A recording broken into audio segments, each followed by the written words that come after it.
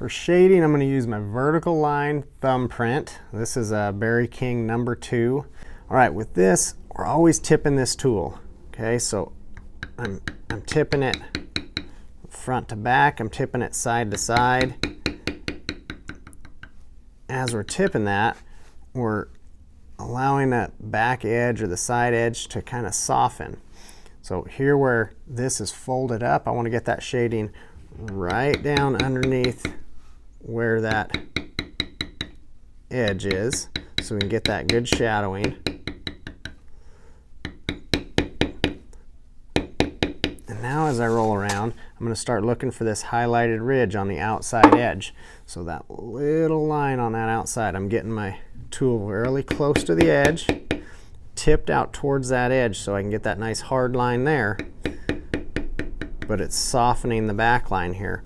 And I can roll that tool, lighten up and fade kind of down that main skeleton line there.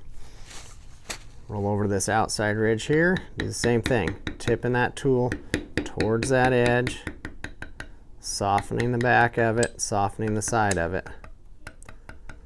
I'm wanting to fade that off fairly quick because I want to allow some negative space in here to get that rolling off in there, give us some room to do some work with our decorative cuts in that. If I just shade that all the way down deep, then it just flattens everything out and doesn't actually give any depth to it. So that's why we want to fade that off there. This little seed pot, I'm going to kind of roll up each way, creating a little, almost a little ridge in the middle of that, giving a little depth to that piece in there. And now here, this is coming underneath. This is just a little vine, kind of a sticker vine that's tucked underneath this big swirl. So we're gonna rotate this and get right up there on that edge, and then fade that shading right around there so the eye follows that that's that vine coming around.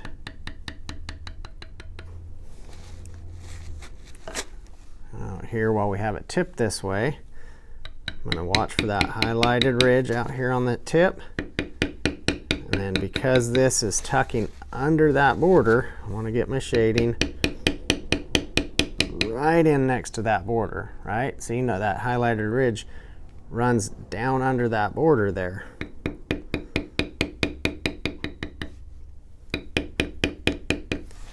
And then when it comes back here, we can pick up that ridge again. See how that helps give that look of it tucking all the way underneath there.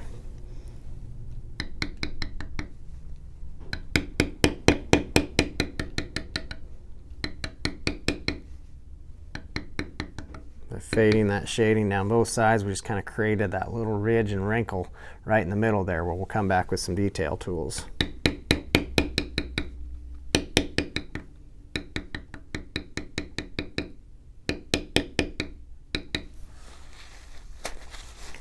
Now on this swirl that's rolling around here, this is the back side of that it's tucked underneath. So I want to get this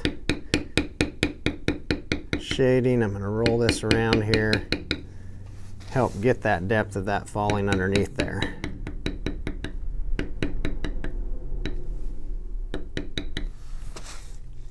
There we go. That puts that depth down below that. Now just on this inside edge, I'm going to just barely get a little shading around here, give that a little character. We'll come back with other tools to finish that up.